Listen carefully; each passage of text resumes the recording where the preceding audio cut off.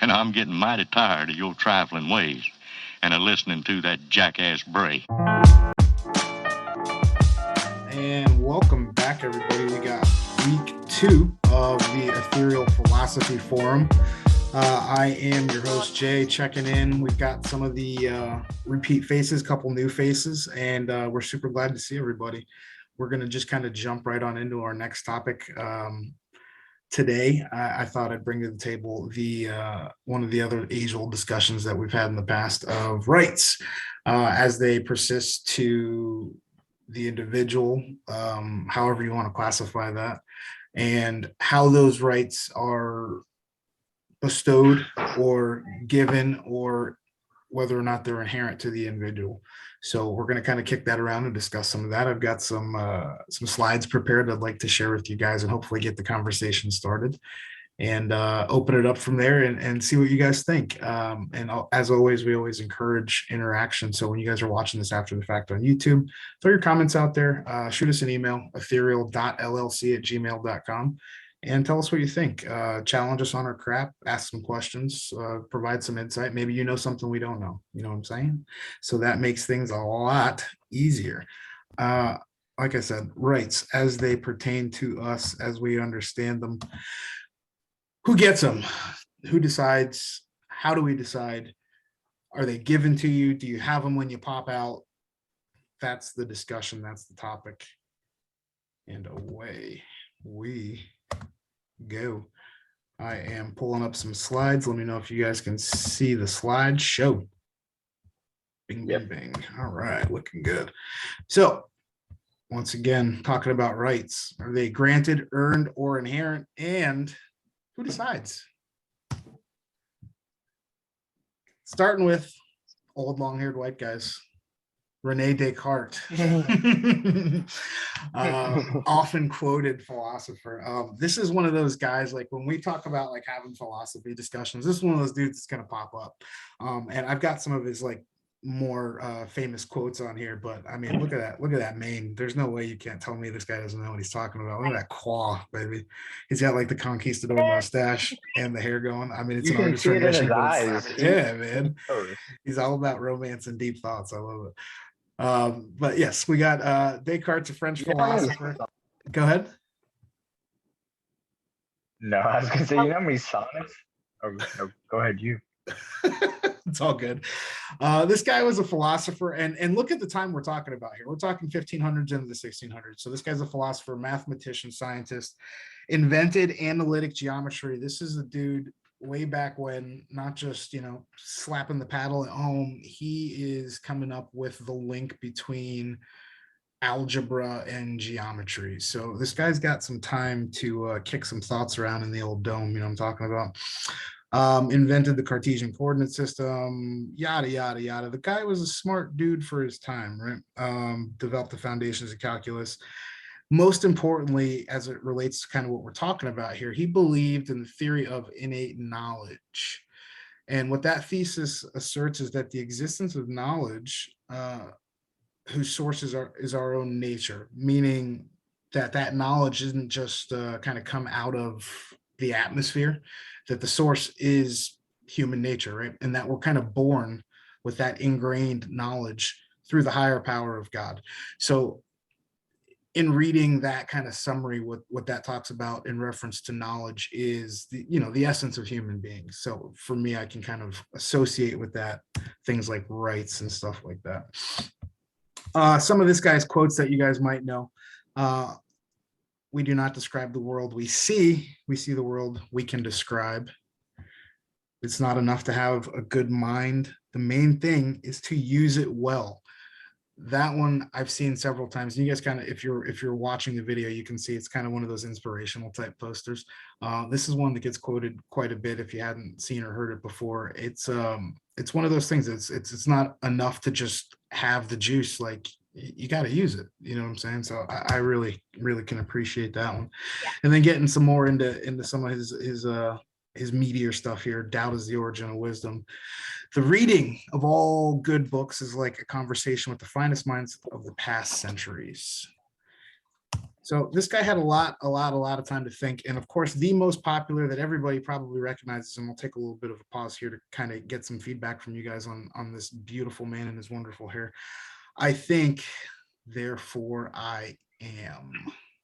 That's a big one. I'm sure pretty much everybody has seen or heard some incarnation of that one. And that's a big one, right? What exactly does that mean? Hi, Jessica. I'd like to put them on down. You don't have to raise your hand. Go ahead, jump in there. I like to raise my hand. I appreciate you. I'm looking for a high five. High five From his hair. from there. So, I mean, I love this topic because, then you can venture off to like, are all animate and inanimate objects? They're made of subatomic particles. Everything's made of cells, and cells have a certain intelligence and we know that because they react to each other in a certain way. And then we know, like, when you observe subatomic particles, they interact in a different way just because of the observer. So everything sort of interacts with each other in a level that we are starting to understand more and more.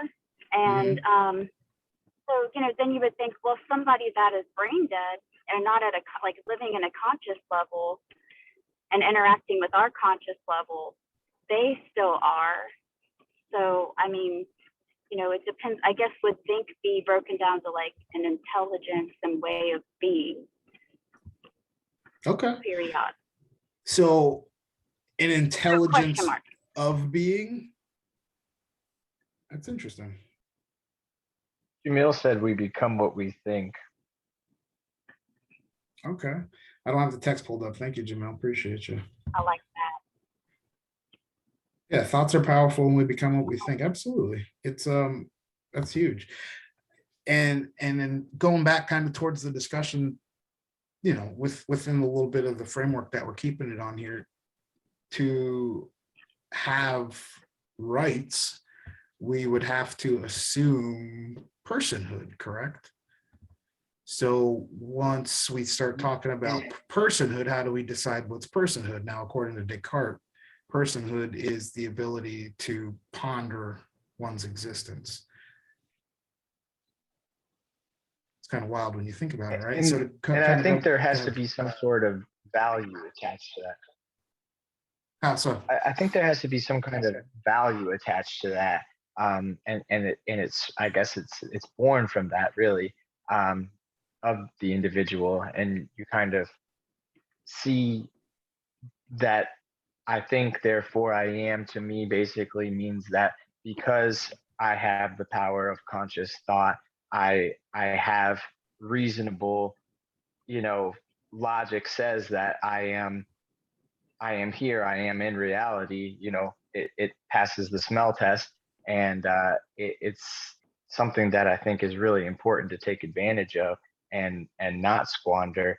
And I think that we do have the right as individuals to pursue our thoughts and goals. And I think it's our responsibility to shape those goals into something worthwhile. And that's where the other quote that I think Descartes had with it is, it's not enough to have, a mind. It's important to make sure that you're using it. For sure.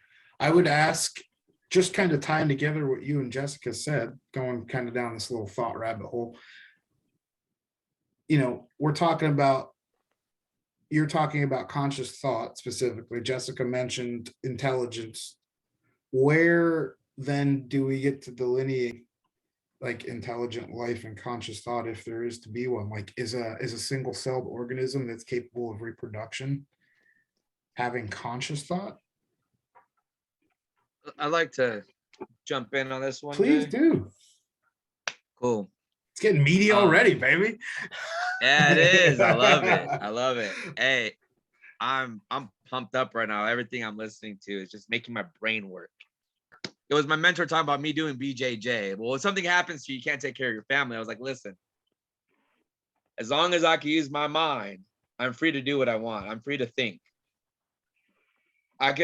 If I lose my limbs or whatnot, as long as I'm not a vegetable, I think, therefore I am. That's how I take it. That's my perception on it. That's my philosophy on it. My thoughts on it. It's from the moment we're born, I feel we are free to our thoughts. No one can take our thoughts away from us. That's as liberated as I can be. And I've been incarcerated in my past, and my rights were taken from me, but no one was able to take what my thoughts were. And I'll leave it at that. So then I'd have to ask, if we're looking at this like algorithmically, if there is, by this definition, all right, let's use the transitive property. If there is a lack of thought, is there a lack of being? What's being? Oh, CK chiming in with the deeper questions. I think that's kind of what we're looking at, right? That's like the mirror's edge version of the same kind of question, I think, because we're establishing what is a person, I guess, or what is personhood, so to speak, in regards to how do we determine the pile of these beings get rights and these beings don't. So again, looking at it from the transitive property, kind of like you said, costs I don't know, does it wash out? It's interesting, right? Like, because let's think, what's the lady that was a time Terry Schiavo. Oh, and Harry Scheibel. Terry Schiavo. Jeff, what's up, buddy? Yeah, so lack of brain activity, on. like severely, deeply brain damaged, comatose patients, that kind of stuff. If we can say that there is definitively, at least on a measurable scale, no brain activity, could that infer that there's no cognitive or conscious thought? And if that's the case, then again, does that transitive property work in reverse, where we say there is no think, so there is no I am? And does that person, that, for lack of a more sensitive term, we'll say vegetable, does that vegetable have the same rights? And at what point did those rights stop? And that's I mean, I don't even know what words to use. However, I mean, like let's just think about death, right? That's where I'm going at with this. Death, right? People that pass away, our loved ones, friends, family, we're all humans. That's why my belief is I love everyone equally. We're all human beings. We're all on earth. So where does it end if someone's a vegetable? Well, they're still breathing and they're in hospice or the hospital or in their own home, whatever it is. It's difficult, especially when we're not psychopaths and we have emotions and we have love and empathy for people. So I would think, for me, I would love to still say that they are I am, like they still are someone with rights. However, I would hope that whoever their caregiver is the right person that will love them and know what's best for them and not just, make them something that's not existence. Terry Schiavo, end of life, had no rights. Is that are you speaking factually? I guess what I'm saying is not for the fact of she was undeserving of rights or that she was deserving of death or anything, but only to say that she had no inherent ability to assert whatever rights she wished because she had no cognitive ability to be able to assert those rights. So and as far as rights are concerned, I'll just say, like, are they granted, inherent, whatever? No, they're taken. Because historically speaking, as a race, a species, it's subjugate or be subjugated. And whoever holds the most power doles out rights, right? So I love we're you kind so of transcending much, that, but I like that so much. I was thinking something like that right at the ensuing beginning of this, was that I'm so glad you said something along those lines and you worded it better than I ever would have. So and I'm not saying that's right, wrong, or indifferent. I'm just saying that's no. where we're at. That's a great perspective. And that made me think about, and I totally agree with him that's the stance that's taken, and that's the reality of life. But it makes me think of that phrase. Well, first of all, this whole conversation has made me think of eugenics, and who determines what's a valuable life, what's an actual life, what is a half life. Historically, as we're going back not even that far, but it makes me think about society. And they say, you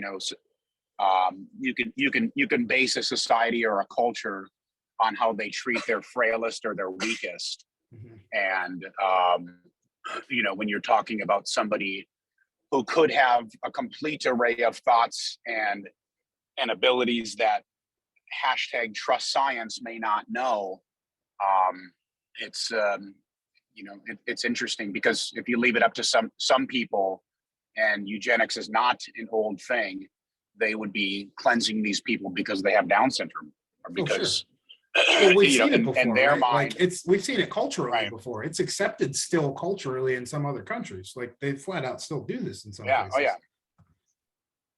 We're on So the precipice of it again. I like it. I want to put a little pin in that just for a half second. Again, I want to double back just because we touched on this specific example, but then where does advocacy come in? Because you have people that will, quote unquote, advocate for the rights of others. Do those people then forfeit their ability to have said rights because they didn't fight for those rights on their own, or they weren't able to defend or fortify those rights on their own?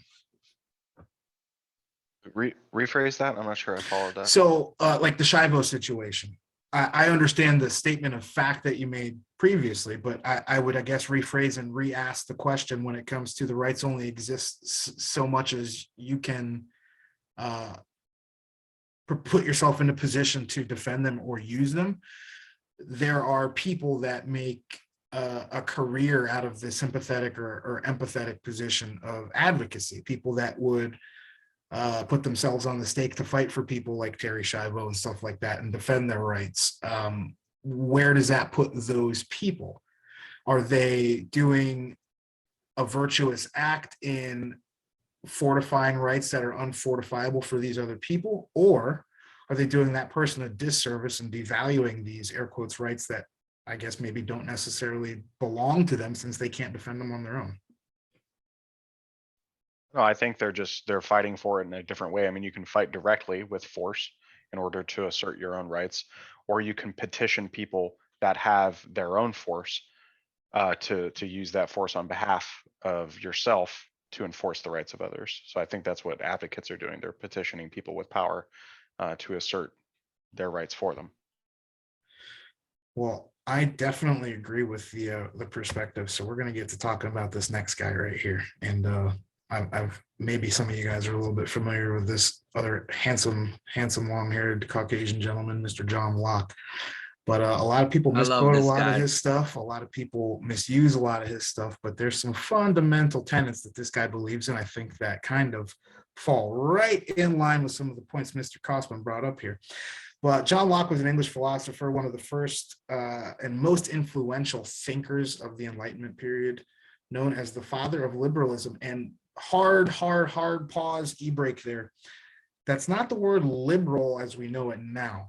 That is big L classical liberalism. There's a difference. And if you do not know, I encourage you to look it up. Probably DuckDuckGo, not Google. He was the founder of British empiricism, author of the first systematic exposition and defense of political liberalism, believed in the theory of natural law and natural human rights, and refuted the divine right of kings. So the theory of divine right of kings, I'm sure you guys all know, back in the day, the UK, all those European countries, a lot of the Asian countries, everything was done usually theistically, but if not, it was a monarchy, right? Sometimes a combination of the two. And most of the time, these monarchs, kings, queens, whoever it was, rights were given and bestowed. You know what I'm saying? Like you were called upon on high, deemed worthy, deemed unworthy, thrown in the stockade, raped, murdered, become a concubine, whatever the case is. It's done by decree, right? You don't really have, unless you're born into that bloodline, you don't really have a say, or, you know, maybe you prove yourself to be valuable. But John Locke was one of the first guys to kind of openly criticize this stuff and talk about it in a very much still under the crown version of the UK back in the, you know, late 1600s, early 1700s. But some of the stuff that this guy has spoken about before, the labor of his body and the work of his hands, we may say, are properly his. Meaning the shit that I produce with these, the stuff that I make, the value that I put into the system belongs to me. I put it into the system so that it may be distributed throughout the system and eventually come back to me. But that value, when I create that work, that toiling, it belongs to me, not to the king, right? Not to the monarch who didn't do anything for it, not to the guy sitting on high, but it belongs to the person that did it. And back to the little bit more philosophical, poignant topic. What worries you masters you. A little bit off of what we're talking about, but I just love it as a quote. I think it's fantastic. And it really hits home for some of the other stuff that we've talked about in some of our other conversations. Let me shrink the view here a little bit. And this is the one that I really wanted to get to here. And I'll read it for those of you that are just listening after the fact. But this is the one that really kind of points, I think, back towards what you guys were talking about with the rights only going so far as having the ability to fortify them. Within either your community or your home or whatever it might be. All men by nature are equal in that equal right that every man hath to his natural freedom without being subjected to the will or authority of any other man. Being all equal and independent, no one ought to harm another in his life, health, liberty, or possessions. Meaning, don't mess with me. Don't mess with my health. Don't mess with my stuff. Leave my family alone, and we're all good, right? That's where the fuck around and find out principle, I think, comes up. But that leads us into, which it's a little blurry, but I think you guys all recognize this one, right? A lot of those phrases, a lot of the key tenets and ideas you guys heard in that little piece that I read sounds awfully familiar, right? And as we click into a little, oh boy, that's super blurry. Sorry about that. We hold these truths to be self-evident, that all men, air quotes, right? I guess it's not really fair to say that. They have to put an asterisk on that. Now it's 2022. That all men are created equal, that they are endowed by their creator with certain unalienable rights, that among these are life, liberty, and the pursuit of mother effing happiness. There's literally no wiggle room. Anybody that you consider a person, it's gifted by God, and it's unfuckwithable. That's what that says to me. What do you guys think? I agree.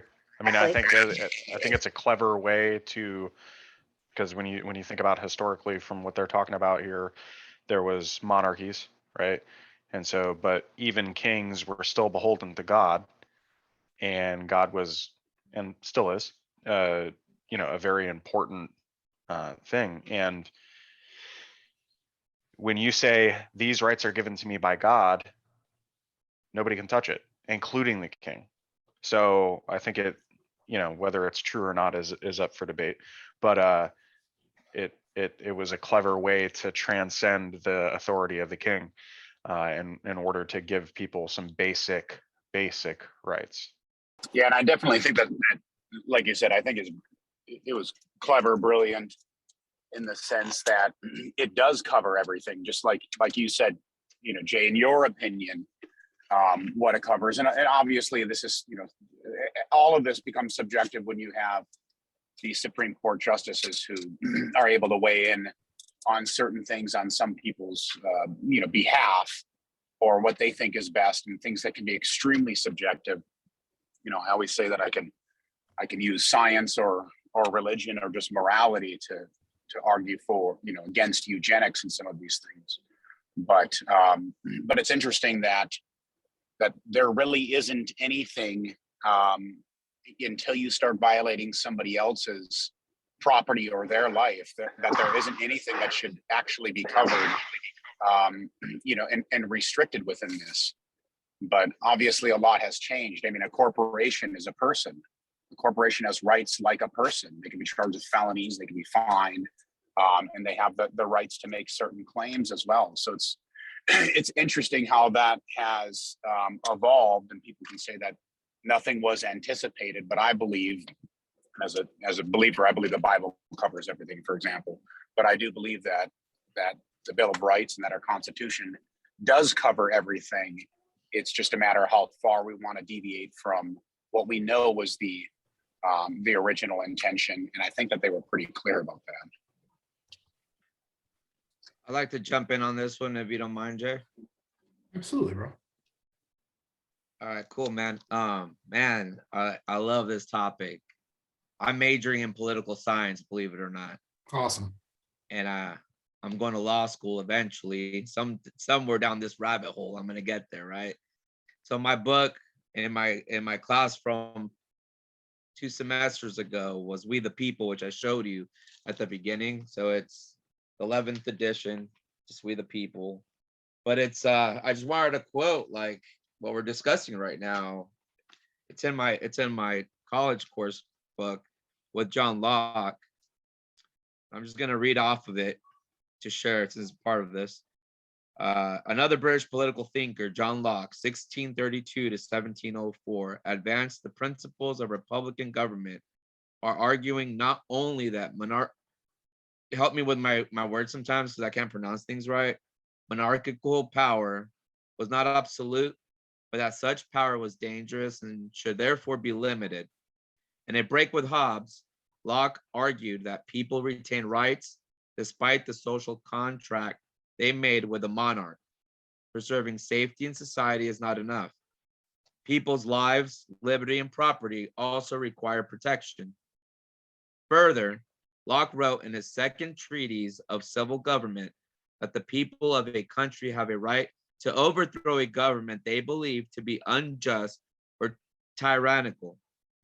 This key idea shaped the thinking of the founders, including Thomas Jefferson, the primary author of the Declaration of Independence, who said that the document was pure Locke. Locke advanced the important ideas of limited government and constant of the governed. Locke, from my understanding and my studies, between him and Thomas Jefferson and our founding fathers of our nation, the Constitution and the Declaration of Independence was really meant to protect all human rights. And you also talked about some people that advocate for others, and that's why you have attorneys in every country. And I'm just going to stick to our nation. You have attorneys that would protect people that do negative things, and you have attorneys that are goodwill.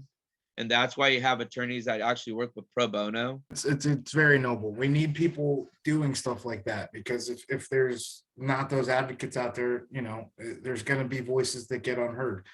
So to the philosophical aspect of the discussion, then I'm going to play devil's advocate here a little bit and just throw another kind of question out to the group. Now, based on what we talked about with the ability to defend your right being an inherent part of having said right,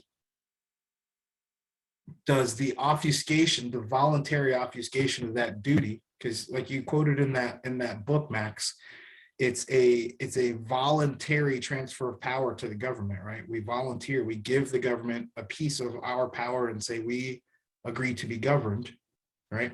That's how it's supposed to work. And we declare that elected person are the person that will be doing the governing. We all give you a little piece of our power, wield it, there you go. When does the obfuscation of the ability to defend those rights become a hindrance? Meaning we all decide, hey, the government is going to be the ones that defend and uphold our rights for us. Are they still our rights because we're not in a position to defend and uphold them on our own? Theory, maybe not in principle though. I mean, they're your rights until somebody decides to infringe upon them. If somebody decides to infringe upon them and you don't have the wherewithal at that point to defend them, then you no longer effectively have those rights because they have then been taken from you. Is calling the government official that you have obfuscated responsibility and power to the same as defending your rights? Yeah, I think I mentioned that before. It's you're kind of outsourcing your ability to defend because you're not directly doing it, but you're petitioning somebody else with power to do it on your behalf. So then And in that petitioning, does it degrade or devalue, I guess, in your mind, because there's no way to answer for other people, I understand that. Does it degrade or devalue the essence or the worth of said rights if you are not in a position and or willing to protect or fortify them on your own, if you're okay with that obfuscation? I don't think so. I mean, as long as you acknowledge what it is that you're doing and you're honest about what it is that you're doing, on one hand, you're defending your rights specifically through yourself, and then the other side, you're petitioning somebody else. I mean, I think because of the human dynamic and us being social animals, I think it's actually pretty smart at certain times to outsource and petition other people to defend your rights, because you can't do everything by yourself. If you could, then I mean, we wouldn't be where we're at right now, right? So I don't think it degrades it, but I think you do need to ultimately understand that you're the last bulwark between your rights being taken away if all else fails. It's beautifully said, man. The reason I phrased it that specific way, and the example that was in my head was food consumption, right? It's very easy because we all have the unalienable right to life, right? Meaning healthy food. That's part of living. You have to consume food to live. We all have a right to eat. Yeah. Not everybody's able to.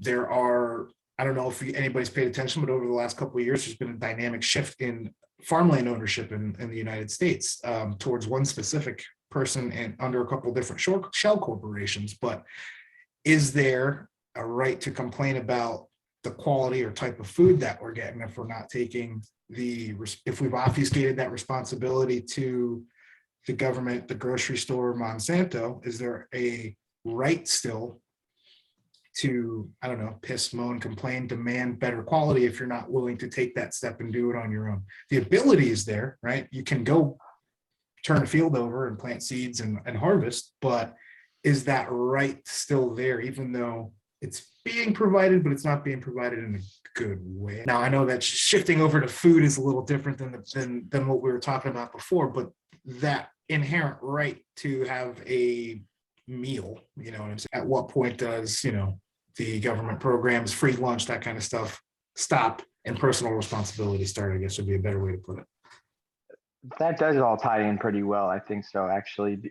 Even basically, when you go back to the fact that if you're going to talk about joining a society versus, anarchy and lawlessness, if you're talking about creating a society, you need to have these foundational principles set up in order to, start somewhere. And I think that's where these type of thoughts come from. And, food and your pursuit of happiness and everything that we're talking about here, it all stems from the agreement that we have, like Cosman was saying, as members of a society, that we're going to, obfuscate some of our responsibilities, but ultimately we know that our rights lie in our own hands. And I do think that things have tilted and gotten to a point where things are out of control, where we don't necessarily have the power that we were supposed to have. And we're seeing the repercussions of it throughout our society and economy because of the lack of, like, we have food, but the quality is terrible. We have the information, but it's not disseminated properly. We have all these potential ways of, continuing to have society evolve, but there are seemingly some large people at the top that continue to at least suppress us in a minor fashions or major fashions, really. But then I would also point to, as my last point, the beautiful work that Elon Musk has done to kind of become the richest person in the world through doing the best possible things he can possibly think of for mankind. And I just think that's a shining example of doing the right things for others should lead to that. I like to share light on this because of my personal experience. And what I got out of this, Jay, what you're mentioning is like food sustainability, our food source here in America, in our nation, right? And I'm not going to say America because North America could be, so in the United States. We're blessed that we're not in other countries where, you know, the higher powers of the government or let's just say men in different ideologies that control the food to enslave their own communities, because it exists. And I was going to take a peace class this semester to learn more about that. But I'm going to go back, bring it back to where my personal experience comes in with food. I'm going to go with my food stamps and me being in low income, and me being in the streets homeless for quite a few years, going to the shelters. And this was before the VA and the veteran help. I mean, I was just like everyone else, a normal civilian, a veteran, but a normal civilian in the streets of Long Beach, in the streets of Tampa, in the streets of Hollywood, Florida. And I got to intermingle with all the homeless people. Today, I could say I am where I am because of those benefits. However, I didn't sit in my own comfort zone. I could be comfortable. I could sit in my apartment. I could sit in a 1-bedroom apartment, get my Section 8, do my food stamps, keep living my life, and then my son could grow up, and then I hope he does better than I do, because I could have just sat around. But I'm a fighter. Me being in the dark alleys of homelessness and being able to see the mental health and substance abuse out there. I'm gonna stop right there. I'm gonna bring it back to the food stamps, the food productivity. Those resources that the government has given me as a civilian without the VA benefits, just like, I got the same amount of money everyone else did. I was in the streets like everyone else is. The only difference is I didn't have a substance abuse addiction that I was spending my money on. And I really wanted the help. I wanted that help. So whatever shelters they sent me to, I didn't care how scary they were, because some of those places are freaking scary, man. I went in there and I sucked it up. And I ate whatever the pantry gives us, right? Because in the pantries, you get food that's usually expired. You don't get good food. You get whatever means to give you. You get like goat meat, goat cheese. I like that kind of stuff, luckily. But not everyone does, you know. When you were talking about what you produce with your hands, and then we're talking about rights, and we volunteer some of those, we volunteer or we forfeit some of those rights in exchange, or you're working in a factory and you're making a product. You don't actually own that, but why? Because there's a medium of exchange, which is money or whatever that would pay you for that in exchange for that. And that's a contract. We have a contract with our government as well, I should say, with our representatives and the people that represent us, whether it be in a court, executive or legislative. And it's interesting when you talk about these rights. So we have representation in this country, and one could argue, as long as there's representation, then your rights are really not infringed upon, as long as they are following whatever legality, legislation that's crummy, a Supreme Court making a decision on what's lawful or what's life, etc., or an executive order. But when you no longer have that representation, how would that happen? Okay, they eliminate the House of Representatives, they eliminate elections. In my opinion, when you have, say, intel agencies that are taking away our representatives, like Florida would be undercounted, for example, massively, as opposed to blue states. You just look at the funding that they've given. Well, that could be a representative. That could be one representative. So when you have the powers that be, if you will, that intel committees that are intelligence agencies that are infringing on those rights with voting. I think there's a huge problem there. And another example, you're talking about food, federal right to roam. I don't have the right to roam on federal land anymore, or even state land. States, state and federal governments restrict that land. And I say that because I could harvest food on that land. That's not their land, it's our land.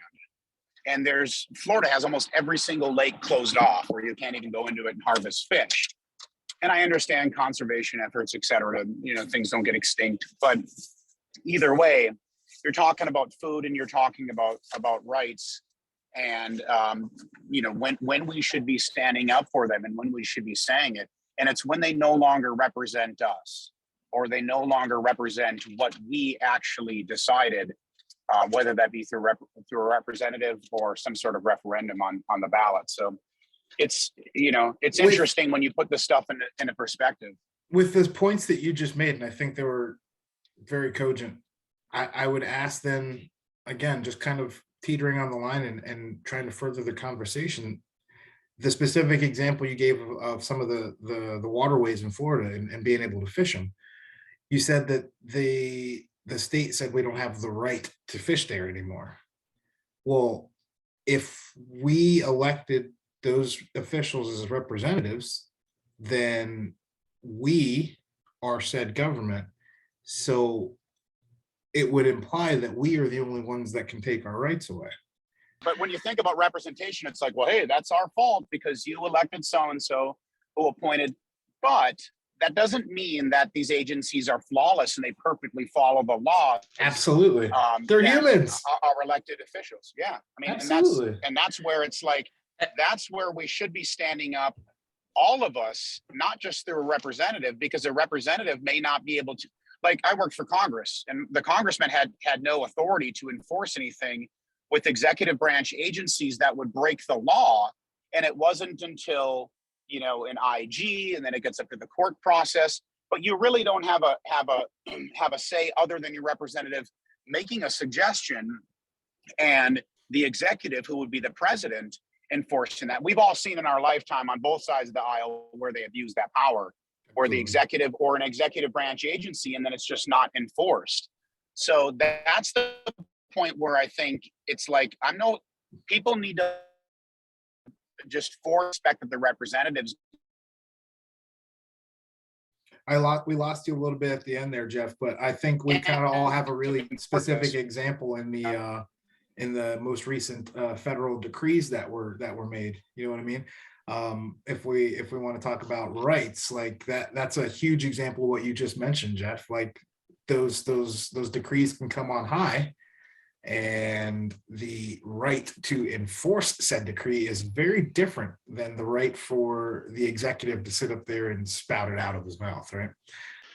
It occurs to me that there seems to be like this natural progression of rights throughout history. We were talking about kings and inalienable rights. And it seems to me that those rights, that the inalienable rights, were established and picked out specifically because they were those rights that, people thought that there wasn't enough safety or things that you could trade to people in power, namely the government, that would be worth the trade for those specific rights. And I just feel now more than ever that maybe there's no rights that are worth trading to the government for any amount of safety or security, because invariably what happens is they slowly and progressively chip away at those things to the extent that now that we have these conversations about, well, I feel like my rights are being infringed upon. And I just think that it's just the nature of the beast. When anytime you exchange or outsource or petition people away for your rights, that eventually they're going to abuse it, because you're not petitioning those things away to God. You're not petitioning those things away to an infallible being. You're petitioning them away to another human. And humans are pieces of shit. Greedy, they can be selfish. We could absolutely. be. They can be, absolutely. They can. I like to say that, if you don't, sorry, Jay. I was going to say that checks and balances, man. Our nation is built, our Constitution, our higher powers, our presidency, the judicial branch, all the branches, they're not one branch should be bigger than another one. That's why our government is set a lot better than a lot of other governments in different countries. The reason that a lot of people's rights get infringed on is really, I don't even know all the amendments we have. I can't tell you right now all the 27 amendments, and that's why I'm studying this. If I didn't study this, I wouldn't know my rights. I really wouldn't. And I'm just another Joe Schmo out here in the United States. So imagine how many of our citizens and non-citizens, legal permanent residents that come from other countries to find a better livelihood in our country. Why? Because there is growth to be good here, as long as it all goes per the law. So the checks and balances. You're also coming from a little different perspective, right? You're a guy that's seen some shit. You're a guy that's in this philosophy meeting. You know what I'm saying? I'm first generation from my family and first generation born in this country. My family was my mom and dad both born in Trinidad. You get a little bit of a different sense of value in this country when you know what it's like on the bottom end or on the outside of it. I think what Cospin was kind of getting at was the sliding scale of those rights. The fact that it feels like it's running through our fingers is because of the comfort level of some of those people that don't have that perspective. I know Jeff has served. I know you have served. Like, you guys have seen enough to know that we have it really good here. Good times create weak men. And I think we're kind of seeing the back end of that with people not really wanting or caring enough. So much of that responsibility has been obfuscated over time that they kind of, I guess, don't even know that it's not there, if that makes sense. It's been generations of passing that off for the comforts, like you said, Chris, for the fact that I don't have to worry about my food, that I don't have to worry about medicine, that somebody's going to educate my kid for me. I can go to the store and fill my fridge. I can go to the gas station, get gas. I can take my car to the mechanic.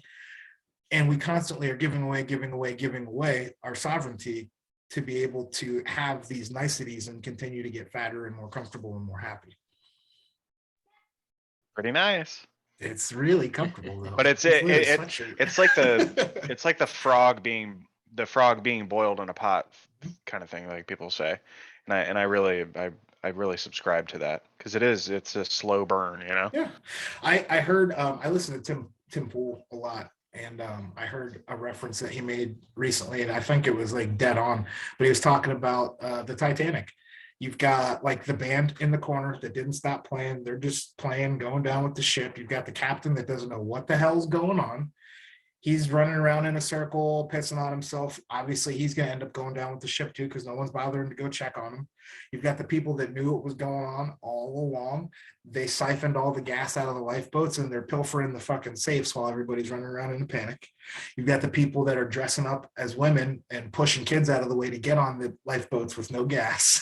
And then you've got other people just running around. I have a child. Yeah, right? Exactly. So it's like, holy crap. It's like the ship is going down. We've all acknowledged it's like post iceberg. It's already hit the iceberg. The ship is literally descending into the water. And rather than like all the men being noble and helping the women and children, you've got like these little skeevy dudes in the corner stealing shit and putting silverware in their jacket and sucking all the gas out of the rest of the lifeboats and putting it into one to hopefully get away. Like, no, dude, it's going down. I just thought it was a great analogy, but it's like, it kind of going back to what you were talking about before, Chris, like we're constantly giving it away. Well, they're just like, okay, we'll just keep taking it. We'll just keep taking it. Meanwhile, the ship's fucking going down, man. The Titanic thing is the natural order of things, right? All else fails, that's what will happen, period. Like, if government fails to fulfill the promise of the contract, you know, the unspoken or written or otherwise, and society fails, that is what will happen. And that reset, if you will bring about the natural order of you being able to directly defend your rights. Government be damned. Or so losing. I just, yeah, like or losing exactly. to the guy next door. Like that's the thing. And then maybe we end up back in serfdom with monarchs again, right? That Titanic analogy that Titanic analogy is like, man, that's just perfect. I can't take credit for that. Like I said, that, but no, it's dead on, no, it's dead on. But it is dead on because I see it, man. Like I've been walking, I watch that. It's like I'm a fly on a wall. I watch people, I used to never be this way. My life built me to be the way I am today, right? Each one of us have a past that we are who we are today because of that past. So I got to see people in action and do that, and it sucks, it hurts me deeply. It hurts me when I see that kind of chaos, I would say. I mean, the other day on the way to the dojo, I'm taking a side street down in Pasco somewhere, and there's a line of cars all stopped, and everyone's getting out of the car, and I'm like, what's going on? What's happening? It was a possum in the middle of the road. They wanted to save this possum. They wanted to help the possum. You see where I'm going with this? I'm driving down 19 every day, seeing homeless people addicted to drugs, man. Every day I go down 19 and I see the struggle is real. And I don't see cars stopping. I don't even see cars stopping for the bus when it does the stop sign, man. I mean, that's just where I'm at with this. They blame the homeless person for their problems, right? They say, well, that's his fault, right? He made bad choices or whatever. And then they look at the possum. Oh, the poor possum. He doesn't know he's in the middle of a highway, right? Let me help. Huge example, right? Like, look at the value that we put. And I have a fucking dog. I love my dog. He's like one of my best friends. Look at the value that we put on animal lives, right? Like it as it compares to, like, I don't know, combat wounded veterans, people that have non-physical wounds that come back from overseas, the homeless that have psychological issues. Like, we treat a lot of animals, not all of them, a lot of animals better than some of these people. When we're talking about valuing life versus attention that we give to lives, it's understandable that we encroached on the gopher tortoises. I'm building a house here, or people are building houses, and now it has nowhere to go. I mean, that is understandable, as opposed to right or wrong. Homeless people made decisions for themselves, and that's not always the case. We know that's not always the case. But as somebody who did a lot of, I did 300 cases a month for veterans, for example. I'm a veteran.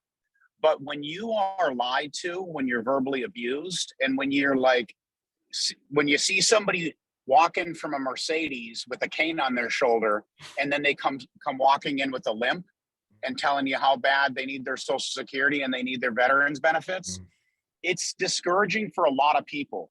And I'm not saying that it should discourage us, but it is very discouraging. What we do, our church, we have packets of stuff to give to homeless people.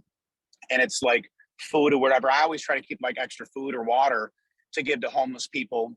But I genuinely, after working with a lot of homeless groups, I don't give money. I just don't. I mean, there's times when I can really see it in somebody's eyes that they will, or if they have a dog with them, it makes you want to give a little bit more, doesn't it? But anyway, it's just, it's one of those things that you get emotionally beat up by this. And when we're talking about value of life, I don't think it's necessarily valued less. I just think that people get really, really discouraged by the fact that, they know that a majority of these people are making decisions that if they didn't selfishly make, which a lot of them are very selfish decisions, then they wouldn't be in that situation. And they don't think that the possum is necessarily, made life decisions that put it in the road. It brings up a little story that I actually shared with Tracy a couple weeks ago, but it was a Tuesday morning at maybe 7:30. And where we are in Florida, you can buy alcohol legally at 7 a.m. Monday through Saturday. It's like 7:30 on a Tuesday morning.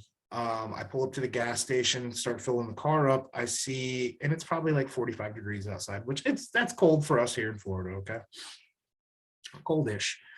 And the guy is clearly disheveled, out of it, pacing, like kind of doing one of these numbers outside, like a couple feet away from the door, very much out of it, soiled, not looking well. I don't want to, you know, I'm not big on embarrassing the guy or clout chasing or taking pictures or any of that nonsense. So while I'm inside paying for my stuff and paying for my gas, I grab like a, you know, one of the little hot sandwiches off the rack. As I'm walking out, I walk up to him. I go, here you go, buddy. He just literally, he goes, and I'm like, here, man, it's for you. He's like, no, thank you, sir. I'm like, you don't want the sandwich, dude? No, thank you, sir. And got all loud. I'm like, whoa, bro. Oh, okay. Put the sandwich in my pocket, walk my ass over to the car and start pumping my gas. As I'm pumping, I see 2 or 3 people, you know, it's a busy gas station. They pull up, they hop out of their car, they walk past the guy, see a guy give him $1, see another guy give him $1, see another guy give him $1. Guy goes inside the store, comes back out with 2 natural ice, like 16-ounce single beers. 7:30 in the morning. I'm thinking to myself, like, this dude is so gone, soaking wet pants, reeks of piss, 40 degrees, 45 degrees, 7:30 in the morning. He's so far gone chasing that dragon that he's going to pass up the hot sandwich to go get the 2 natural ice. So much so that taking the hot sandwich, it's not like I was going to take $4 out of his hand and be like, hey, you got to buy this from me. I'm not going to set you back on those natural ice whatsoever. I'm giving you the sandwich, right? It's not like I'm saying, here's $10, you have to buy food with it, and he's refusing. No. It's freebie. It's a bonus sandwich. You can have the beer and the sandwich. Still said, fuck you to the sandwich. I want the beer. So I can kind of, just with that one little example that I had recently, kind of co-sign on what you were talking about, Jeff. And that's what a wellness check is good for. And that's what I do. Actually, if I see someone that's in distress now, I don't call law enforcement to get anyone in trouble, but I'm going to keep it real, man. And I got to keep it real. When I see someone struggling in the streets and they're in danger to themselves, because alcoholism is a killer and it's just as bad as heroin.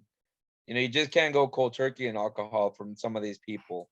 Mm-hmm. So what I like to do, and I don't do it much because it's rare that I go out of my comfort zone, but when I do, because I've been out there, I'll do a wellness check. And we're in a day right now where, you know, you just can't call law enforcement if someone is of a different color now. And it's, you know, you got to be careful what I say on the phone. So I always say, listen, I got a so-and-so. He looks like he's very intoxicated. I hope that he's okay. He might need some help. But you know what happens in a wellness check? If they find that you're not well, because I've been there, you get to go to the hospital. You get to get a bed. You get to sober up safely. And they get to be there observing you. So if you're detoxing or whatever's happening, they'll take care of you regardless of your insurance. So that's here in Florida. And I think that's so that's an awesome program, important. But it brings up another really interesting question. Now I'm going to sound a little bit like a dick, okay? But it's a great program. But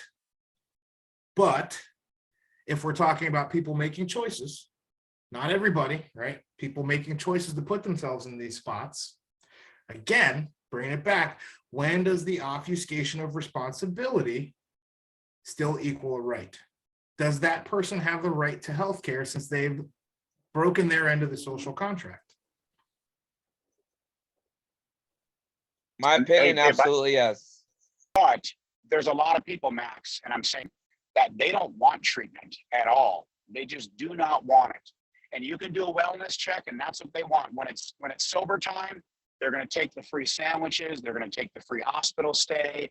They're going to be, oh yeah, and the minute they decide to use afterwards, they do not care about those who helped them. They will totally disregard them. And that's at some point, and I love people, man. And there is a huge level of personal responsibility. Most people don't want to go to treatment and they don't want to get help until they hit their own rock bottom and there's no hand to lift them up. And that's scary because when it's a family member or somebody, you're just waiting to get that call that they OD. And at least some point where we have to say, you know what, you're making your own personal decisions, and if you're going to make those decisions continuously, then you don't get the handouts anymore. And you always have a place to stay. There's always food if you want it. But if you start stealing from other people in the shelter, you're not here. I mean, to me, that's just common sense. But, you know, the people have to want help anyway. And what Jeff just said, that's absolutely That's just kind of 100% correct. It's a battle, man. It's a battle. It is. It is. And everything that he said, he is 100% correct. However, this is where I come in and why I'm doing this. For 5 years, I've written a business plan to combat that. I've been to Steps to Recovery. I've been to HEP in Clearwater. I've been in the streets of Long Beach in Los Angeles. I've watched people, in homelessness and mental health is the same throughout the whole nation. It's probably the same in every other country. It's like the saying of the little girl on the beach who's throwing these like a starfish at a time into the water. And her dad's like, there's like 1 billion starfishes like lined up. And you know what? They're like, what are you doing? Why are you throwing it in the water? Why you're not gonna save all of them? And then she just goes, well, I saved that one. As long as you save one, you've done a change in the world. And that's just what my mission is. Again, I don't want to give up on people. People do give up on themselves. I sat in a cell with 2 dudes, and one of them would tell me about his panhandling and how he smoked crack all day. Trust me, I spent 3 good months with this man. He was clean, but he would tell me how much money he made in the streets and how easy it was. I also spent months at HEP in the homeless shelter, and they didn't put me in the veterans beds because I had an OTH. So I didn't get the veteran service. I got to hang out with the regular civilians, and I got my bunk bed in there. And I went to the corner because of my PTSD, and there was about 21 of us in there in a room with bunk beds. And I sat on the top, and I got to mingle with everybody. I sat with everybody. Even if you smoked crack in front of me, I didn't care. I wanted to talk to you. I wanted to get to know what's going on with you. I had a personal experience with each person with different personalities. A lot of them are comfortable, but that's easy. I mean, we're humans, and David Goggins says it all the time. We want the easy way out, and it's just natural. It's human natural. You know, that's why they have the show on TV called Intervention. The reason I became homeless, I'll be real. My family did an intervention on me. So if we're kind of steering this back towards rights, right? We're talking about human beings with regards to the homeless population. Okay, I'm going to throw this over to Chris specifically because I haven't heard from him in a minute. But when does, whether it's voluntary or involuntary, all right? I know we've got examples of people doing it to themselves, of society and situations doing things to people. Cool. We'll just use the broad spectrum topic of the homeless population. Okay. At what point does the defaulting on your end of the social contract, or at what line do the rights become forfeit?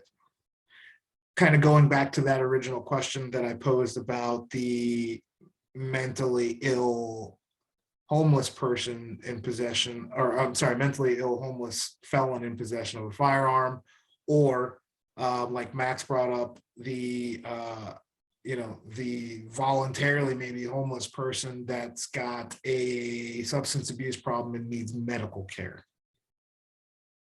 Starting with Chris. You know, the emotional side of me wants to say mentally ill felon. Fuck no, he can't have a gun. Are you kidding me? That's what I train for, baby. People just like you. But that's why I'm nice with it. No, man, I got you.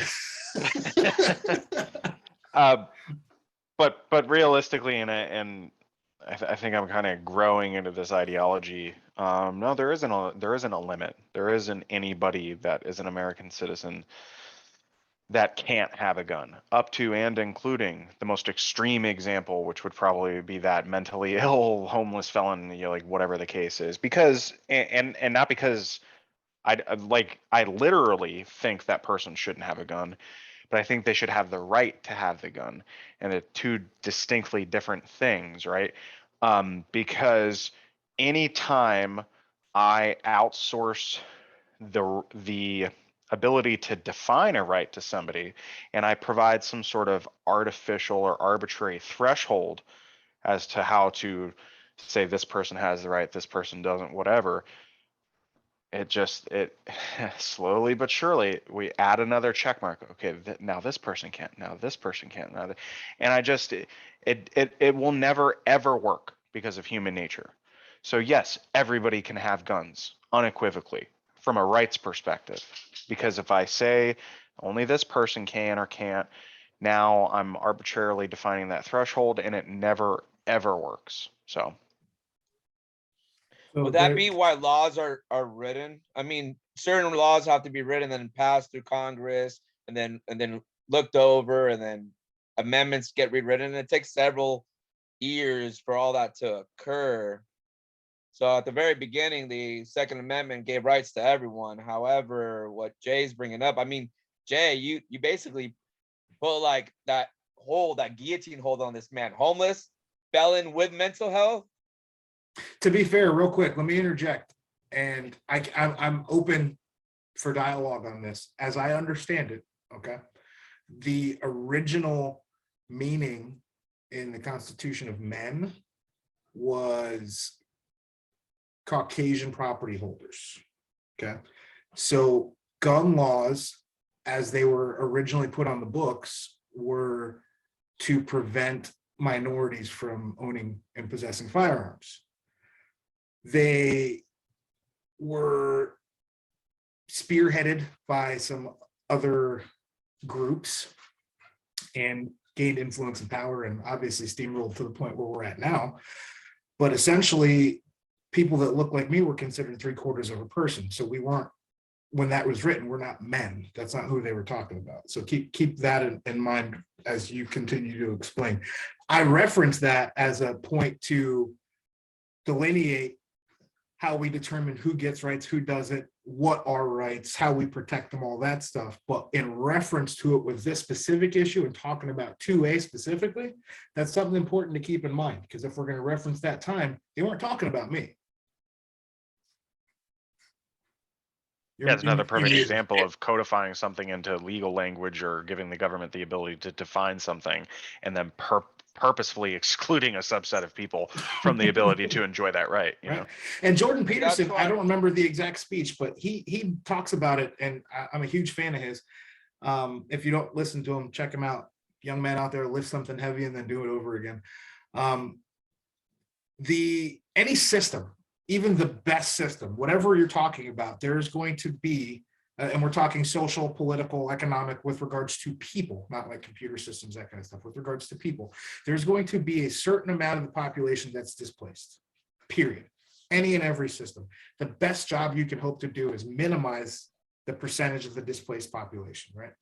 So with regards to what you're talking about, Chris, and the point that I made, and I didn't mean to jerk the steering wheel on you, Max, I just wanted to put a little asterisk on that when referencing 2A. It's important to kind of keep in mind, keep all that stuff, keep all that in mind. I'll just leave it at that. Go ahead, buddy. Yeah, no, but we just brought up was the article I was mentioning earlier that I didn't get to speak on, because that exactly, you hit it again on the freaking head. I was reading, because I'm from LA, and like I said, the gun laws are a lot stricter out there. And I was reading this article that caught my attention. It said the wealthy, the rich, are going to the gun stores right now and wiping them out. Right? It's really about, it's how you're raised. I feel in today's modern day age, it's how we are raised as a community. So, culture. If we go into history now, we were talking about last week, we were talking about the 80s, how we grew up, the gangster rap and all that stuff. And it also depends on what neighborhoods you're in and how you need to survive. Surviving in Inglewood was different for a young Hispanic or Black male compared to surviving in Simi Valley, which I later moved into, which is the suburbs. So we as a community of Latinos and Black males, or Italians, or Russians, or anyone that's of a lower income, we have to fight. I mean, there's murder rates all over the United States. and So it's don't not live in cool. California, got it. Fuck California. No, but it's not just California. I'm talking about No, Atlanta. I mean, it's you go everywhere. anywhere. So look anywhere. at look at the Yeah. So look at the. I mean, and Chris, I know you are very very versed in this stuff, but look at the states that are may issue versus shall issue. Look at New York. It's not that you can't have a firearm. You got to be affluent. You have to be one of the wealthy elites, and you can pay your way through the system to have bodyguards armed or to have a firearm on your person, right? It's rules for thee, not for me. There was a politician here in the state of Florida recently, after just crapping all over our wonderful governor. Personally, that's my opinion. I think he's wonderful. And was down here after touting mass for the last, I don't know, 2 years and crapping on people and calling people plague rats and making all kinds of just disgusting remarks and Facebook posts and Twitter posts. And she was down here maskless. And guess what? Now the bitch got the vid. All kinds of nasty stuff will happen like that, right? But it's always the rules Couldn't have happened to a better person. right? It's always the rules for thee and not for me. So to kind of to your point, Max, yeah, these laws, and kind of time what we were all talking about, they're made to separate the classes. The people that want the serfs to stay serfs want to have the guns, because how do you keep a bunch of angry serfs with weapons under control? It's really hard when you're outnumbered 10-1, right? You got to have all the guns. That's how you do it. So I fully believe that these laws that are infringing upon that specific right are specifically leading towards that ultimate end. But with that being said, I kind of wanted to circle back, because I know we got a little deep on specifically on 2A, but again, and we're talking government infringement at this point, same body that we've elected to fortify and codify our rights is now the ones infringing upon it. So if the ones that we would normally call on, and I'm sure you can already see where I'm going, if the ones we would normally call on in this social contract to help us fortify and defend our rights are the ones taking them, we've kind of both violated the social contract at this point. Now what? If you feel like, in a sense, you have a mental disability of some sort, a mental challenge, of some sort of even dysphoria, if you even feel the need to own guns. So then people would say, well, all right, if the government now says Trump Hey, they supporters just told can't own people in guns, and it's Chicago to blow hypothetical. whistles when they hear gun violence, bro. I didn't mean to interrupt you, but they legit Right. last week told people in Yeah, Chicago to blow rape whistles when they hear gunshots. Sorry, go ahead. Yeah, I mean, so you know, if Democrats took control of everything and they said Trump supporters could not own guns because they are mentally disabled, just say, or they have some sort of mental challenge that would prohibit them from making you know, good and solid decisions with the firearm, then some would argue, well, that's the law of the land. They made the land, it's your representative. And that's where I think that a lot of this comes down to us enforcing and us, first of all, personally standing up. We have to stand up and start talking to our neighbors and telling them, stand up. And we all have to start calling for accountability. It doesn't matter where you stand politically. I think I know where most of you guys stand, but either way, if you don't have that integrity in those elections and you have people cheating, then what's the recourse, right? At what point do you stand up? And again, that drip in the bucket, you know, death by 1,000 cuts type of thing. Eventually, you start forfeiting all these rights, and it's complacency that does it. So I think the best thing that we can do in order to retain any of these rights is for people to exercise their rights, stand up and say something. But it takes us telling them to wake up and telling them to stop being complacent and creating a society of weak men. So it's you know, it's interesting how subjectivity works with regards to who shall be a human, who shall be a lawful owner of a gun, you know. To keep in mind the question, social contracts broken on both sides. What do we do next? I think both feet on the gas. What the fuck does that mean? Right into the fire? I'm just, I'm a little pessimistic about it because I've lost faith in the institutions. But yeah, I mean, obviously start with a community right, because you're going to need that local if the greater system fails. There's certainly value in that. But the state of polarization and divisiveness that we're in now, I don't see recourse. I don't see healing. I don't see coming back So from you're where we're saying rip at. the Band-Aid off. So, but all right. So does that mean like the people that are lost in the scrap heap, some of the people Max are talking about advocating for, the ones that maybe aren't necessarily playing the political game, if we're just going to throttle down and let what happens happen, are we adding them to the refuse pile? Not them.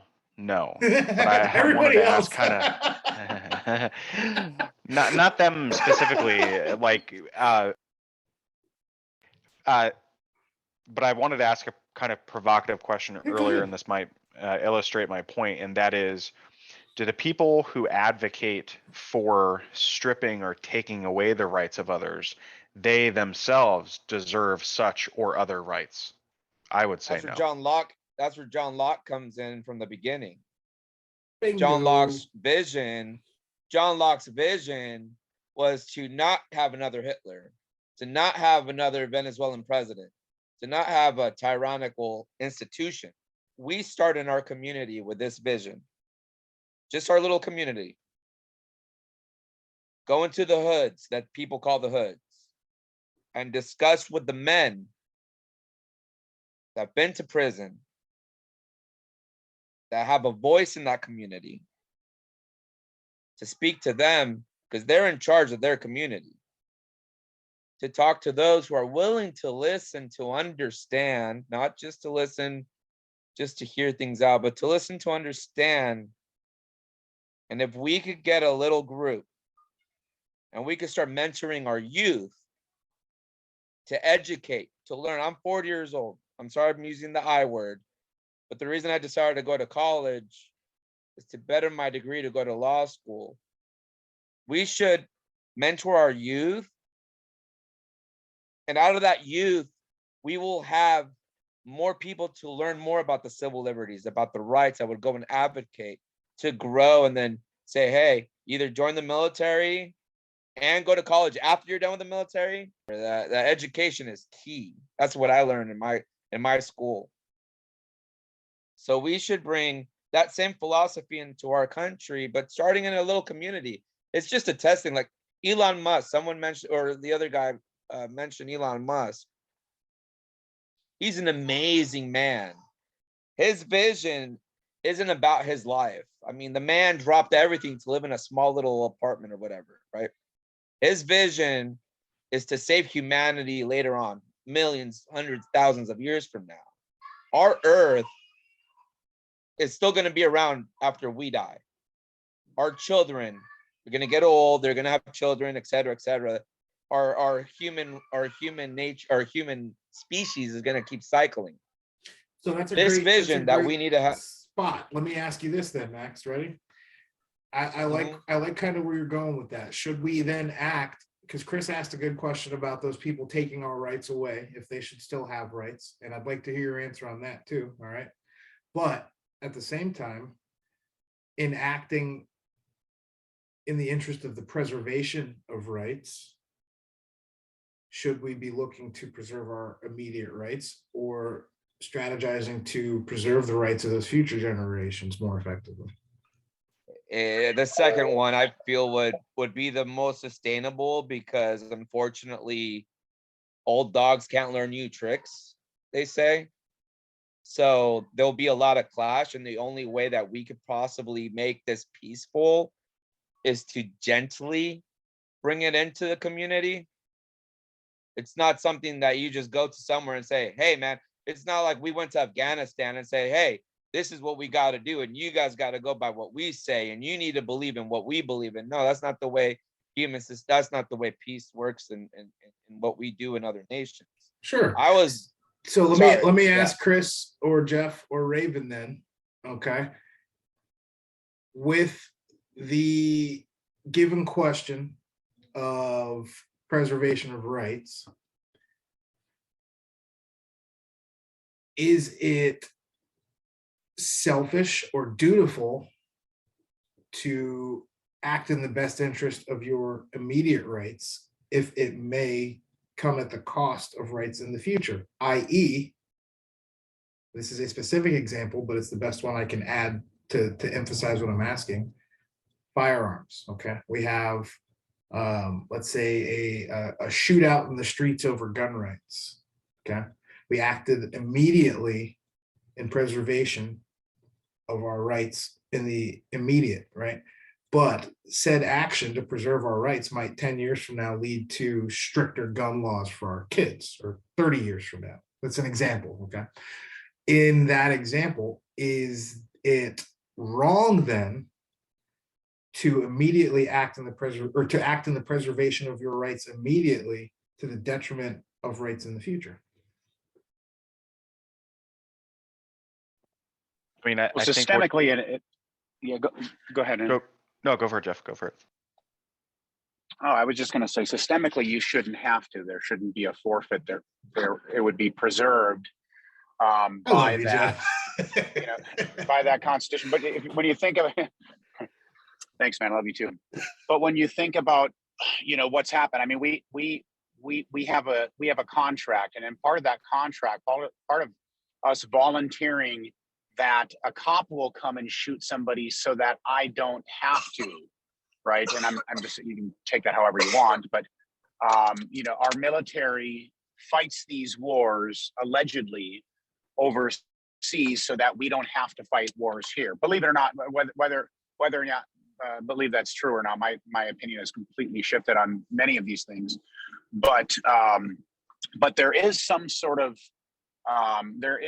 accountability. There's personal accountability for people, regardless of their situation or their hardships that they've been in. There's personal responsibility. There's personal responsibility of people who have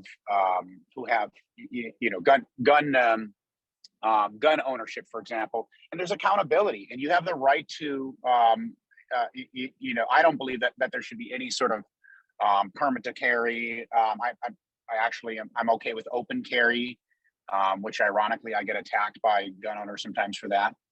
But there is a forfeiture of rights if you break certain laws, and that doesn't mean that I agree with all the laws, but you can go to prison. And if we stop enforcing laws, and if we leave it to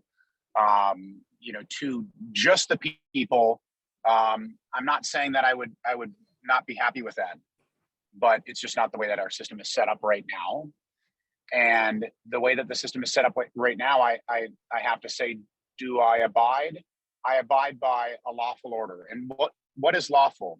And actually, and I'm not going to go too far down this, but the Bible says that we are to respect authorities. And somebody said to me, well, Joe Biden's the authority. The government's the authority. I said, no, they're not actually. The Constitution says that we, the people, are the authority first and foremost. We hold that authority. They represent us.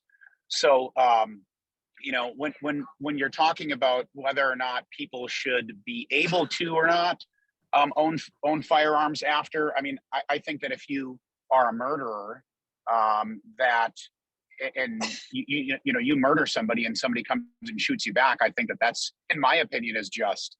But again, you get down to the subjectiveness. So that's where we're supposed to have this fluid system of creating and adapting laws based on people that we have a right to vote for, and that right to vote is not infringed on by any sort of anybody at any level. And again, there's a personal responsibility for all of us to step up and make sure that we are advocating for those rights. And it starts with voting. That's where a lot of this stuff comes from. is just who we elect in these positions, and just and get into the, some of the responsibility that we have. I actually don't believe the government has any responsibility to necessarily take care of people. I think I would rather have that money go back into my pocket, and I give that to charities, because I know for a fact that nonprofits are doing all the work. The government's not doing the work, and when they pick winners and losers, those winners are typically losers. They just don't. They do not service the best. It's the nonprofits that are grinding with nothing but donations from restaurants. So I think that if people had more of their money in their pocket, more of their own prosperity, that they would be willing to, give that. Or if you say it's a trade, great. But I think that the nonprofits are the ones who do it. The government does not have a role in a lot of the humanitarian things that happen. They're not giving grants to certain nonprofits because they're not being used for the services that they need to be used for. I might be crazy, but I'm just going by what people are telling me, and I'm just taking note. This is why it's so important that we come together and try something in our local community first, amongst men and women who are noble and are willing to live like that one president from Uruguay who lived in an apartment and lived in and drove his V-Dub. He gave he became president, but he even spent 12 years in prison, and he gave it all to his people and his nation, his country. We should be doing something like that. If our nation sees a president who is willing to sit in his little apartment with his wife and gives up everything for the people, we might see people come up in peaceful order and start helping everyone else. I don't know. I might be crazy, but I would love to see that. I would love to see that. Love it. There is the community action is definitely, I think, the best pillar to start off with. Chris, you were going to say something there a second ago. I would just say to address your horrible binary situation for the sake of argument, as far as delaying immediate action for a long time. I get the benefit of asking these very specific yet broad questions just for the sake of poking the conversation.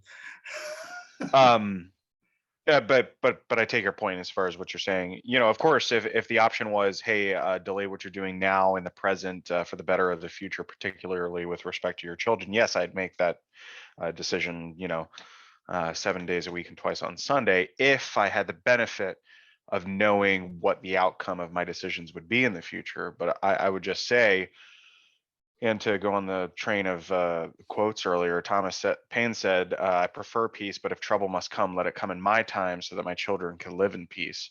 And I think I kind of subscribe to that theory. And I think my inaction, even if my actions are proven to be inadequate or perhaps overbearing or out of line or whatever the case may be, my inaction is going to be 10 times worse if I let it go by and give the problem to my children. So then I would like to throw this out to the group as a kind of a bookend on the conversation, because we're getting a little close to our time here.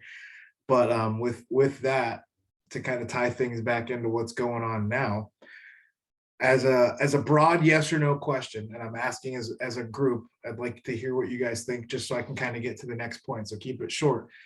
Do you guys think that parents, adults, the country, your fellow countrymen, women, Womexian, whomever, as a whole, feel the same way? Feel the same way as what? I'm sorry, I missed that part. They would be willing to do the hard work in the short term to provide a better life in the long term for future generations, kids, grandkids, etc. The last year and a half, 2 years has proven no. And it's not just, I'm not just picking on the homeless veteran, because these are the people who I love and I chose to serve at a cost, and or the homeless person. millennial who wants to sit at home and do absolutely nothing until he gets a degree. But I mean, look at what was forfeited. Look at what was forfeited in a complacent way over the last year and a half, and look at how many people did it. And I'm not talking just Democrats. I'm not talking about. I'm talking. There was a vast amount of people that were saying, I don't want to go through a hardship. I want somebody else to solve it for me, and I will forfeit my rights for that. So I don't believe that majority of people do it all. I think in most situations, you stole my thunder a little bit there, Handsome, but you're dead on, man. Sorry, no, it's okay. I love it. That's why we have these conversations. I think they kind of naturally evolve when we get to these common points that we all, even though we have different ideas maybe of how to get there, we kind of share these parallels. The last 2.5 years now has shown me anything. I fully believed as an adult that most people at their core cared enough about their kids and their children to do what they had to do to ensure a good life for them going forward. The last 2 years with regards to rights and sovereignty and all the fun stuff we've been talking about at the very least make me think or question the validity of that statement. And here's why. If almost 70% of the money currently in circulation was printed in the last 3 years, who's that debt going to fall to? If we are locking and shutting businesses down, killing independent businesses, transferring wealth, selling off farmland, selling off private ownership of homes and equity in those homes, where does all that debt, where's that balance sheet go to when it comes to the specifics of getting poked, I'll say. Okay. Look at the things that are happening with kids. My child is a school age kid. Look at the things that were done by people that we, air quotes, have given this power to. We've, again, through that social contract, given our rights away to for this ultimate umbrella of protection.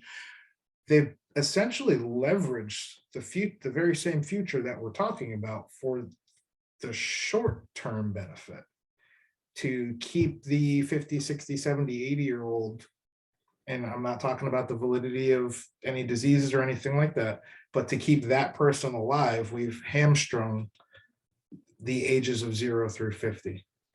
So the point I guess I'm making on my tiny little soapbox here before I open it back up to everybody with the kind of the bookend on the conversation is when it comes to all these rights and being able to defend them and who has them and all that fun stuff, ultimately within this social contract, we've given the government this power to withhold rights from certain people to enforce the ability to have rights for other people. And with that power, that ultimate, yeah, we should be doing this for the preservation of ourselves and our species and our country has kind of fallen short. And now it's like we talked about before, grab the silverware, get to the lifeboat, push that kid out of the way. I'm getting on first. Chris is swimming over there, but go ahead and jump back in, guys. You know, since you were kind of alluding to that, there are some people that I spoke with, and I mean, when I was still on Facebook, I could say this as well, but I said, you know, I think I made a post at one point and lost 15 friends, but I said, for those of you that are sitting at home soaking up unemployment, just soaking it up and saying, well, I get to spend time with my kids now. And I saw a lot of those posts. Again, where I came from, I think it was more prevalent, and they got a lot more money than, say, Florida, for example. But but I said, you know, you think this is cute and that you're spending time with your kids right now, but here's two things that are happening. Your kids aren't seeing you make a sacrifice and a grind, so you're not teaching them anything. Now, I get it if you can't find a job or there's a hardship or a lockdown, et cetera. But number two, you're passing that debt along to your children, and they will be paying for this. They'll be subjugated for this, you know, one way or another, whether China calls us on it or the world calls us on it credibility wise, whatever. And we no longer retain those powers that we have to preserve the prosperity that we have. We will be paying for this at some point.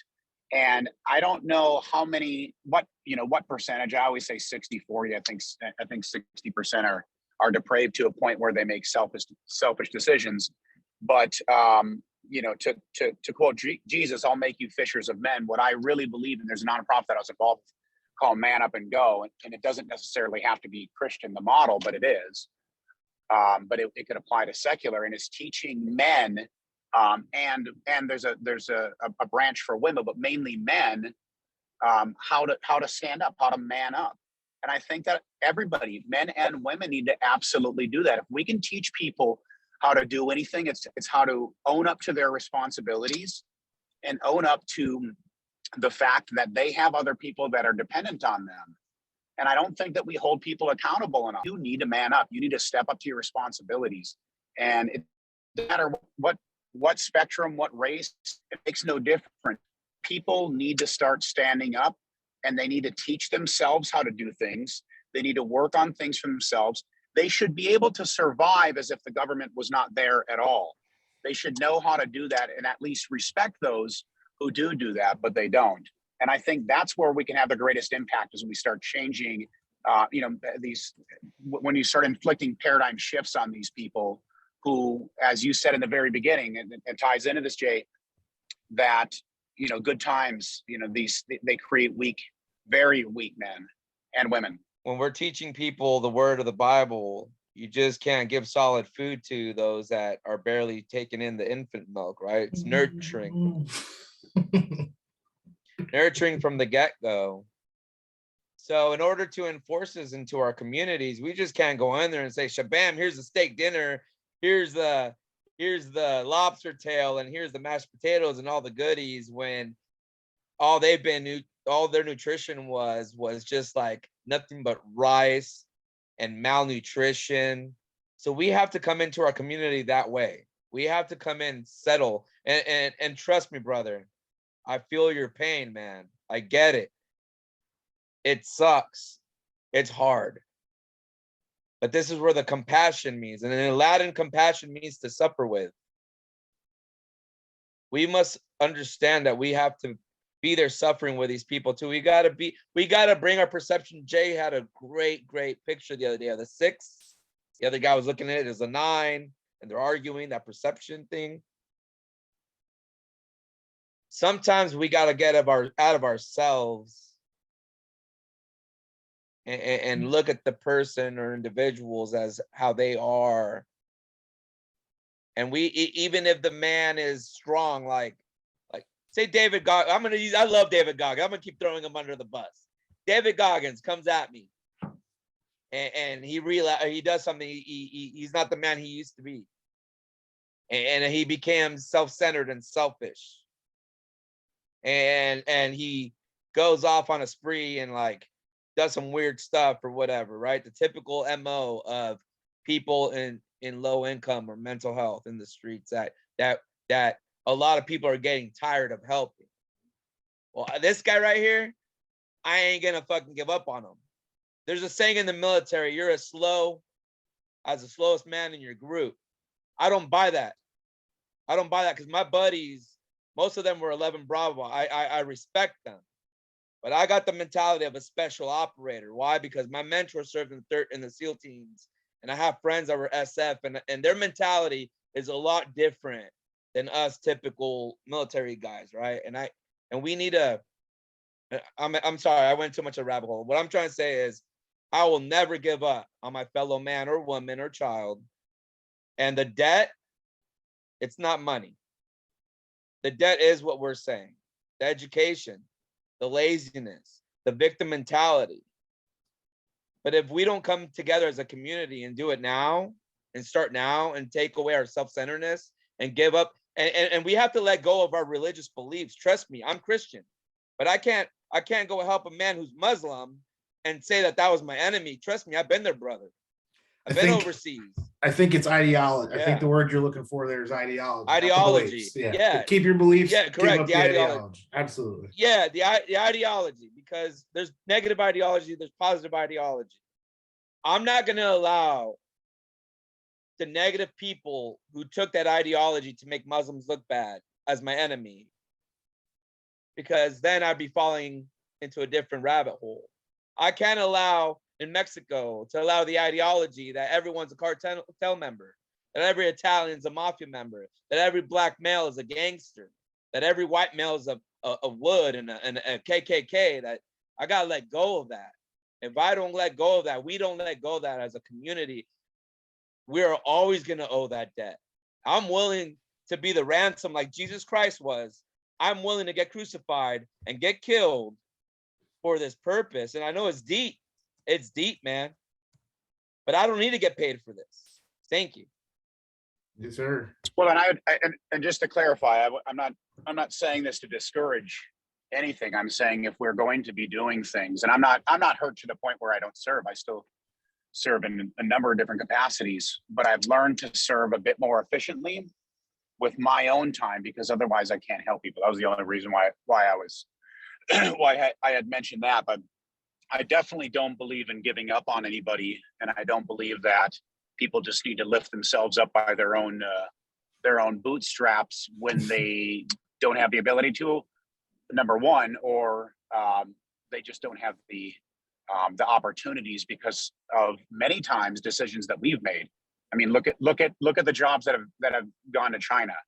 You know, agree with it or not, we have sold out today, cheap price, Jay, we're talking about selling out today for our jobs and our supply chain gone tomorrow. Well, we I won't get long-winded on it because we could talk another hour on this whole thing, but look at chipsets. Anybody try to buy a computer in the last 6 months? That process started 20 years ago. We sold ourselves out on that one. So you're dead accurate. I've talked about it before in some of my other groups and some of the other meetings and stuff that I host. You can't pour from an empty cup, man. Period. You can't do it. Yeah. If it's empty, there's nothing to pour out. Just because this is recorded, I need to let the world know. Jeff, Mr. Jeff down there is the sweetest man you'll ever meet. And let me tell you, he is my brother. And I love him to death. Man. Thank you. And the guy's built like an action figure. Yeah, he is. He's the Ken doll of the Barbie dolls. I'm telling you. All right, enough bossing on Jeff. It's late enough, guys. I'm going to go ahead and call it for the evening. I really appreciate the attention and the conversation. Those of you that are watching after the fact on YouTube, leave us a like, leave us a comment, subscribe, hit the notification bell so that you can see when our videos pop up on there. And most importantly, engage, guys. Engage. Throw your comments in the comment section. Throw us some emails over at aetherial.llc@gmail.com. I'm going to put the link in the video down below. Interact, guys. Give us the comments. I will read them in the next meeting if it pertains to anything we talked about. If you guys are just being funny, I'll read those too and enjoy them. But we really encourage everybody to be a part of the conversation. So if you want to join in on the chat next week, we're going to do the meeting same time. It's going to be live Tuesday at 8:15 via Zoom. If you want to connect to get into the meeting, I will shoot you the link. Just hit me up on Instagram or email. Be happy to get you in so you can join the conversation real time. Or like I said, shoot us a message after the fact. For both Chris's, Raven, Jeff, Jamil, Max, everybody that was able to join us this evening, I thank you guys. It's been tremendous, and have a great night. We'll see you next week. I appreciate you.